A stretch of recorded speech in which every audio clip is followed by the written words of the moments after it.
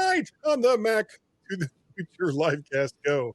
Yeah, we kind of like it when companies make things simple, but changing TVOS to HomeOS, original HomePods are sold out in Apple stores, but still seem available online as long as supplies last.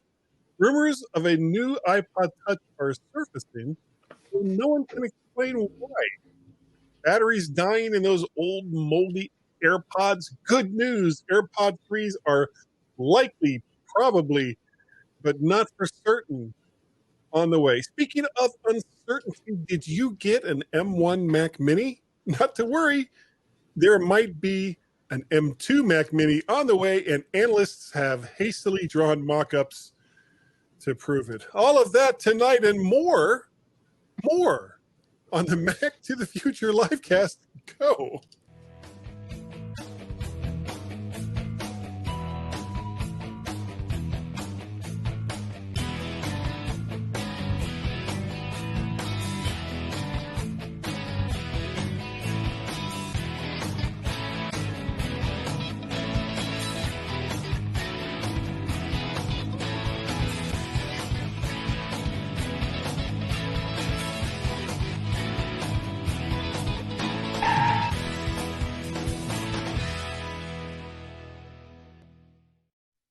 Good evening, everyone. We are so happy that you have joined us this evening for the Mac to the Future Go livecast. And I am not the only one here, so I can't take full credit or blame, depending on your point of view, over what goes on this evening. I am also joined by Mr. Warren Sklar. Hello there, Mr. Warren Sklar. Look at that beautiful keyboard in the back, and you've got that microphone and two audio interfaces because, one just isn't enough. It's a sickness. I'm telling you, audio gear is a sickness. No, that was a mistake is what it is. I didn't know I bought something I already had because I don't know what any of this stuff is. So my son is actually working at the beach house this week, this summer. And so I took his homework space. So this is good. I'm in the basement. I got everything set up, but it's a mess, so I got to fix this. All right, cool. We are. Oh, you know what? I am so bad. I forgot to do this. Hold on. There he is, right there. We are also joined by Mr. David Ginsburg. No, too late. You snooze, you lose. I missed it. David Ginsburg. How are you doing tonight, Dave? Doing great. Glad you made it through your journeys from Ohio. And oh, my God. And glad we're here tonight to talk pre-dub. Dubs. Yeah, it starts next Monday, which is June 6th, I think. June 6th or June 7th. Okay. We don't know. Yeah. My trip to Ohio, I had a lot of fun. We drank an entire bottle of bourbon over the course of the weekend. You must have been S-faced. Not quite. I mean, Dave, you've known me for a long time, and you've seen me at various events. I very rarely drink. I'm really, really not a drinker, but there's just something about going to Ohio to see my friend Dave that says, you probably could use a stiff drink right about now, which is probably why I keep going. No, I'm kidding. Dave and Joyce, love them to death. I've known them for since 1981, something like that. So, what is that? 40 years? Oh my God, I'm so old. 40 years. Yeah, where has the time gone? But the ride there was fine, and I take a southerly route, which is a little bit longer than going over like the Pennsylvania Turnpike. But I hate the Pennsylvania Turnpike because it sucks. It sucks large appendages of various farm animals. I'm on it every day. I'm on that thing. I am so sorry because it sucks. It's a terrible road. You just have to know how to do it. The trucks will move if you tell them to move. Yeah, because that's how things work. Actually, when I get onto Pennsylvania Turnpike, that's when I turn on my autopilot and I just lay back. You pull your hat down and say, I don't want to know anything that's going on right now. Just get me to work. You're on the straight, and it does pretty good until the very end. Yeah, I'm sure the end will come if you just let that car drive itself down the Pennsylvania Turnpike. So no, it does. It's so far so good. Sooner than you may expect. But the real problem actually was on the ride home. Now this, of course, was Memorial Day weekend, and it's really the first holiday weekend that we can kind of see the light at the end of the tunnel as far as COVID goes. So everyone who has been vaccinated, and probably quite a few who haven't, have just decided, I'm going to go onto the road. I don't know where I'm going.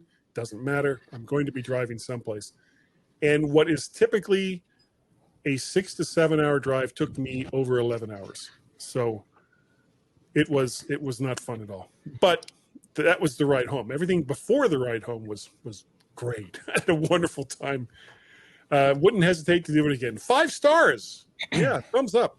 All right. Well, let's get to some of the stuff that we've got going on here. First story: an internal job memo at Apple has a reference to HomeOS, which may be a replacement name for TVOS.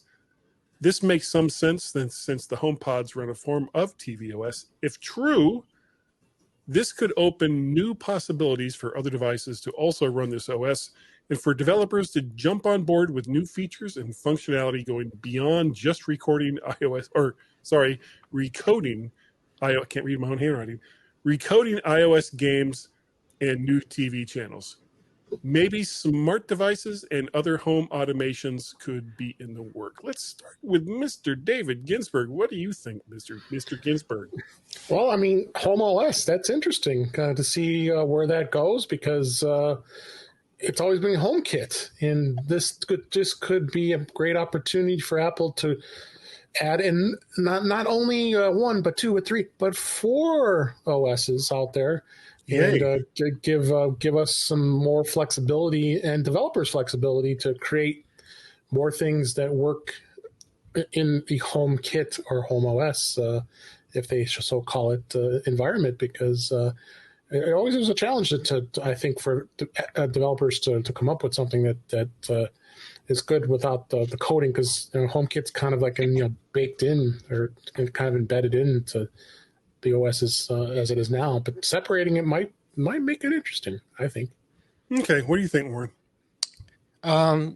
They were talking about the HomePod with a screen in development, right? So this would be a good candidate for a screen on a HomePod, because it's actually kind of, the HomePod has an OS now. It's kind of tvOS, but nobody really knows because we don't really see anything.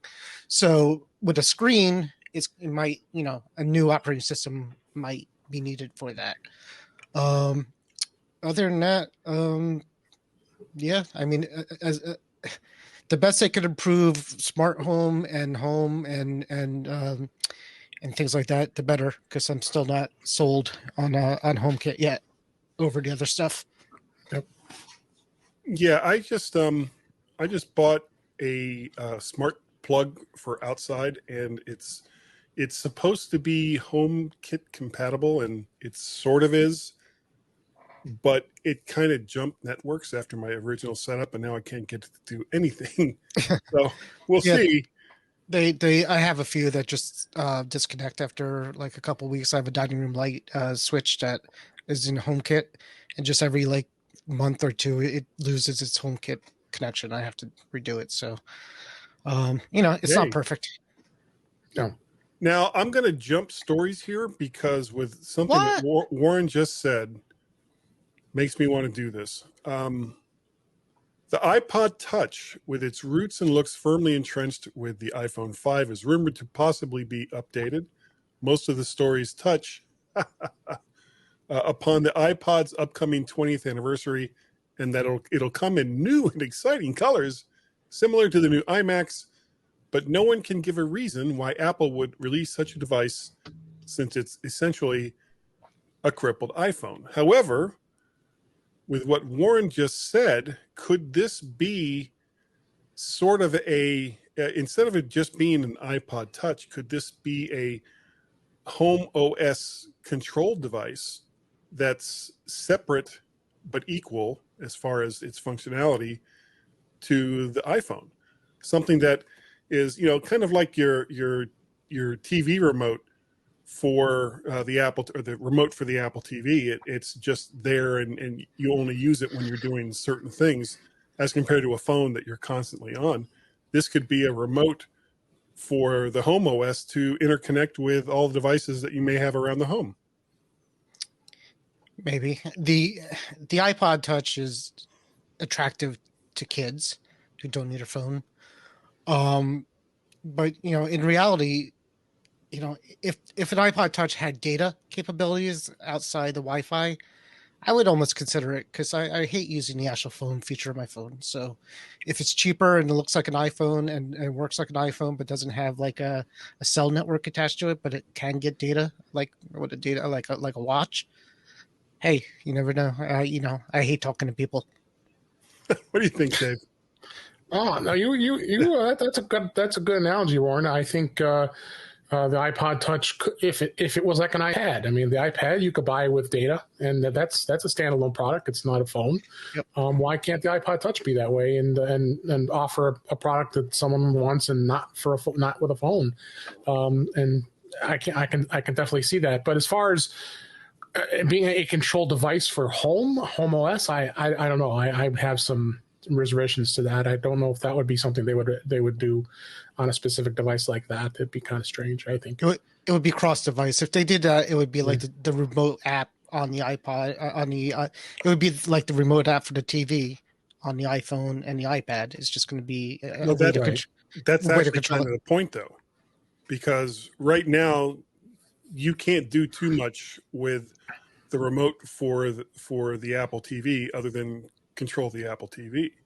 But then you've got something like your phone that can do stuff with your home automation stuff, and it can also connect up to your Apple TV and control that as well.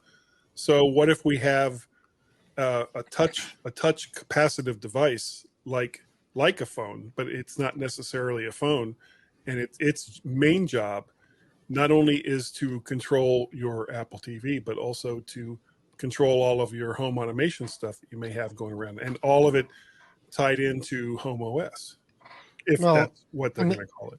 They kind of do. I mean, the iPhone has the Home app, and that's what you're doing to control it. But if you're saying just a dedicated thing, that's more like a remote.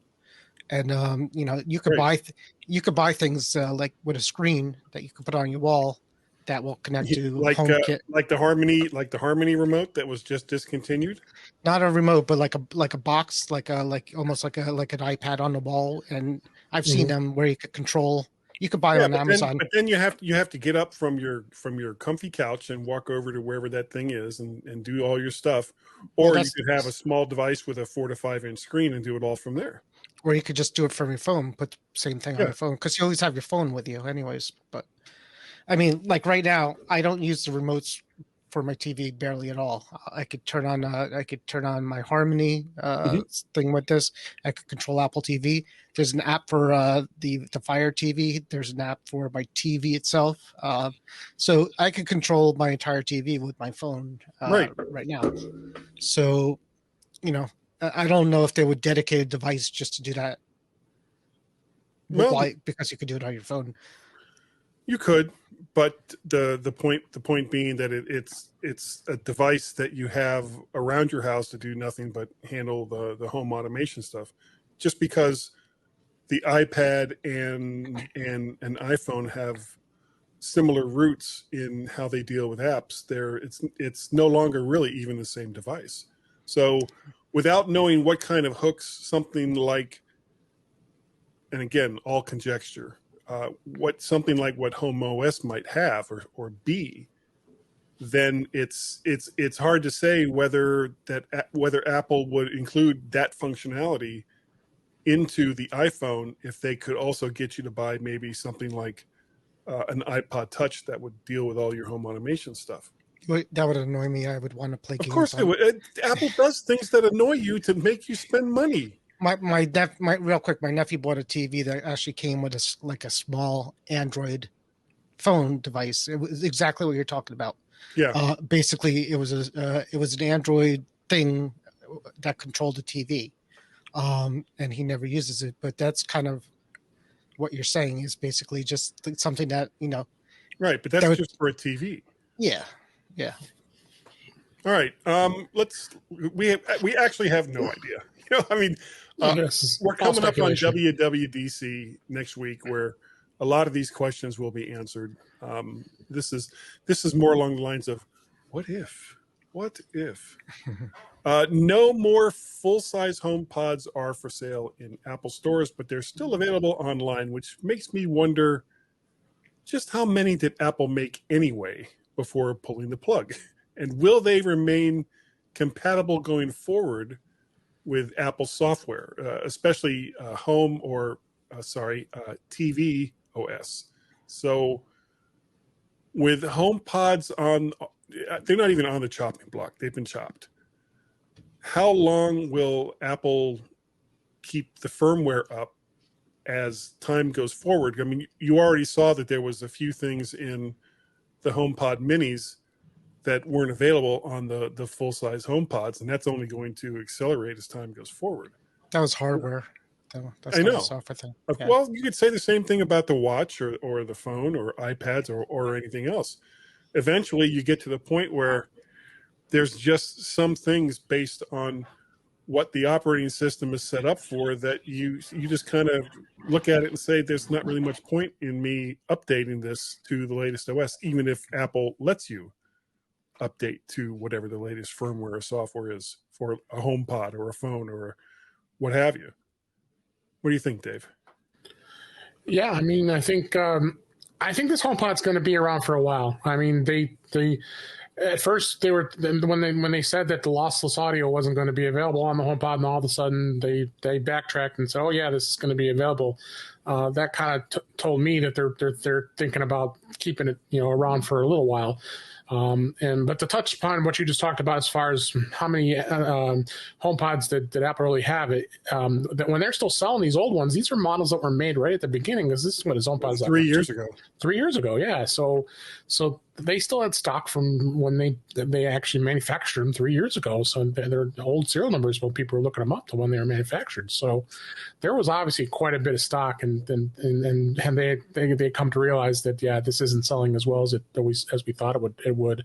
And then the HomePod Mini obviously took off, but there is differences in sound. I can tell you that for sure. I mean, you have quite a drastic improvement in sound. I mean, I've got my two up above me here, and when I crank them, it's pretty amazing. So the sound is still so great, and I just would hate to see.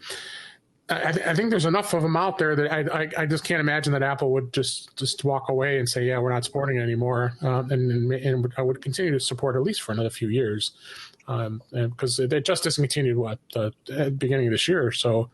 Okay, but again, this is a device that is potentially at least 3 years old, and when it's pretty obvious that Apple's imagined starting price of $350 was a mistake. That I agree. The market was just not willing to buy a high-end speaker like this, especially one that's just by itself, because when it comes to speakers, people who, and this isn't even necessarily based in fact, but just in how people perceive things like this.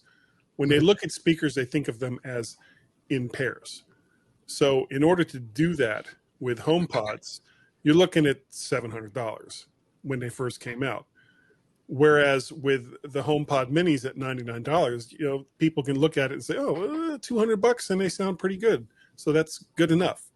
So obviously good enough was the basis for why the HomePod mini was so much more, not even really affordable, but was just a better selling product that we know of than the original HomePod. It's a difference between $200 and $700. Right. Did you own any HomePods, Warren? Oh yeah, I have two upstairs. I'm thinking as you're talking, I'm not listening to you guys. I'm just thinking about. It's okay. Nobody else is listening to us. I'm thinking about bringing them down here because that might complete my setup. So I'm going to move this over. Is this going to be like your man cave when your son's not home? It's going to be basically, I'm going to put the HomePods here. I got this enclosed thing, and I'm just going to blast it, and it's going to push me back and everything.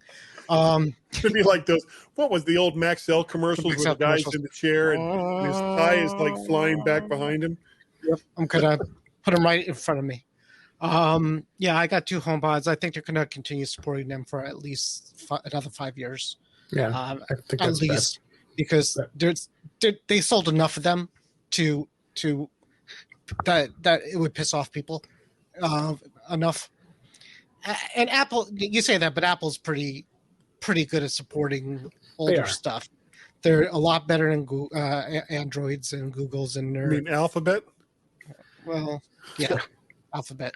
They're good. They're good about keeping older products. I mean, what the iPhone, they're still supporting this 6S at this point. 6S, yeah. Yeah. What is that like? Well, that's supposed to go away with the next version. Good, of course. It will. But as of now, what is that, like 6 years old now? Yeah, 7 years? It's like 6 years old. Yeah. So yeah, look at you're right. Look at Android. You got the 7. 3 years tops. The 8. You've got the 10. You've got the 11, and then you got the 12. So at least 5 to 6 years. Yeah. Right. So if they're doing that, then I mean, Math I think is hard. It's all good. It comes down to the processor, right? So if the processor is strong enough to run the software, not just the processor, but there's lots of other supporting features in these phones. Memory too, specialized hardware, and all the rest of that. I'm talking about the HomePod itself. Like, okay. I thought you were talking to. Sorry, I'm still stuck on the phones. No, back to the HomePod. If the HomePod has the right processor to run the newest software, it will do it. That's his point. Do either one of you know what processor it has in it? It was an A9. I think it was A9 at the time, right? Yeah, I'm pretty sure. Okay.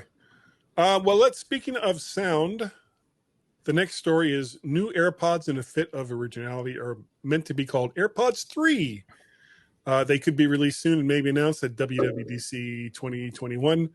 The only new thing might be transparency mode, but likely noise cancellation will remain in the domain of the AirPods Pro and Max. I still have a set of the original AirPods, and they're fine. I still have a set of the AirPods Pro Gen 1, and they're fine. I'm not looking to replace them anytime soon. Do either one of you have those products, or have you got the later ones? The AirPods? Yeah.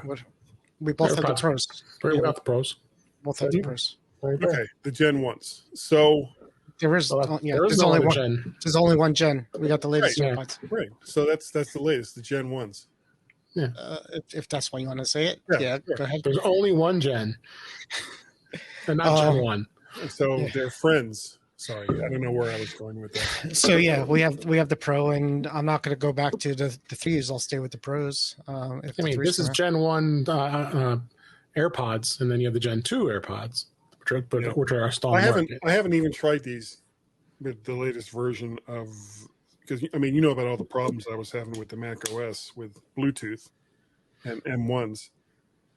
So I haven't tried them. In a while. Maybe I should break those out again soon. But I don't want to do it. I didn't want to do it on a. Working fine for me. I'm using on the Mac for the most part. 11.4 has been good. Okay, so you're not running the beta. Not on this primary device. No. Okay. I'm running the beta, and it's fine. I mean. Yeah, it was. They're fine, except they still don't know what device they want to connect to. Or they'll just, it's just a mess. Randomly disconnect. That's why I turn off auto connect. Well, it's a new thing now where I thought I turned it off, but now if I'm on my AirPods and I'm on the Mac with the AirPods, and if I look at my phone, not even do anything, but if I just look at it, it says connected on my phone. I'm like, I just looked at you. I didn't, That's why I turned it off on the phone. Yeah, it's crazy. It's like it tries to figure out where you want the sound to come from, but it just can't. I want control of it. I turn it off. And you turn it up, but you can't turn it off on the Mac. Yeah, you can. I think. Yeah, you can. Yeah. Where?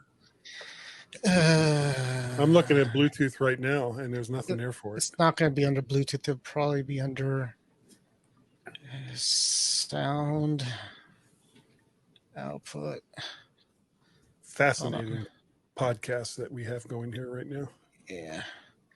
I don't have them connected right now, so I can't see the option. But I thought there was an option that you could get into the AirPods settings on the Mac. Not that I'm seeing from here. I've seen it before. Yeah, it says on the Mac you head to the Bluetooth and system preferences, connect your AirPods, and then click options next to your AirPod and Bluetooth settings. Under connect to this Mac, click the drop down and select when last connect to this Mac. Yep, there it is. Okay, well, I'll have to look at it later. You'll have to trust us on that one. Okay, well, you know me and trust issues. Yeah. Sometimes it's an issue. It is an issue. All right, last thing I have for tonight. Speaking of new things to be released soon, possibly a new Mac Mini might be arriving with the same processor slated for the 14 or 16 inch or both MacBook Pros that everyone is gushing over with little in the way of facts.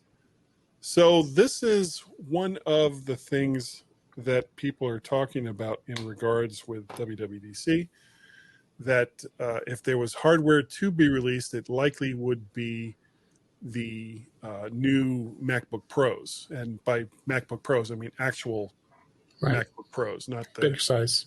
Yeah, not the somewhat, not the MacBook Semi Air Pro. Yeah, the MacBook Air Pro that they released with the first M1. I'm going to say there's zero to slim chance that they're going to announce any Macs at this. I agree. Yeah, I would agree as well. But if they released a new Mac Mini with 4 Thunderbolt ports, 4 Thunderbolt 4 ports, and an M2 processor. Now, you both have M1 Mac Minis, right? Mm-hmm. Yep. Would you be tempted to get one? No. Nope. Not on the Mini. I'm tempted on the laptops for sure, but definitely not the Minis. This does everything I need. The port situation is easily fixed. I mean, cut the hub. Just put a hub on it. It's not like a laptop where you have to worry about connecting and disconnecting. It's just there. And if the thing ran any faster, it would be mining Bitcoins at this point. So without you even knowing it. Pretty much, yeah. Just honestly, you wake up in the morning, you've got 0.67 Bitcoins. What? Yeah. I didn't say do that. Hey Siri.